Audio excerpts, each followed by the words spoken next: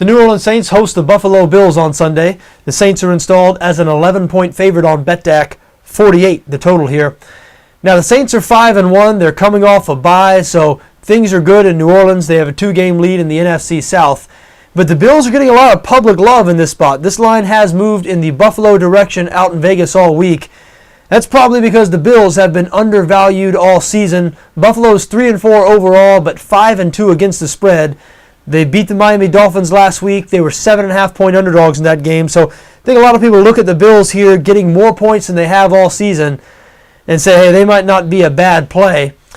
I can't say I'm on that same page. The New Orleans Saints at home, one of the best teams in the NFL to back, 19-5 against the spread in their last 24 home games, despite being favored in 22 of those 24 games.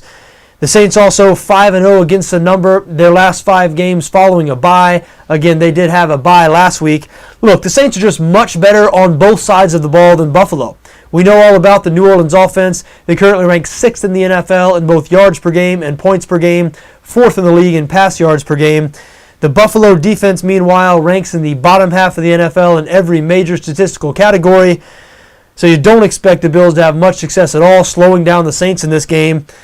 And New Orleans, even though they still sort of have that reputation for being bad on defense after allowing more yards than any defense in NFL history last season, this year the Saints are borderline elite defensively, 4th in the NFL right now in points allowed. They're only allowing 17.2 points per game. The Bills will most likely be without their best offensive player in this game, C.J. Spiller, listed as doubtful with an ankle injury. Listen, I've been impressed with Thad Lewis over the last couple of weeks, but keep in mind, this is a guy who was on the practice squad just a month ago. So are the Bills minus Spiller with Thad Lewis at quarterback really going to have much success against this New Orleans defense? Is the Buffalo defense going to have any success slowing down the New Orleans offense in the Superdome? I don't think they are. Again, I respect the Bills. I've underestimated them this year just like most people have. That being said, I don't like their chances of staying within 11 on Sunday on the road in New Orleans.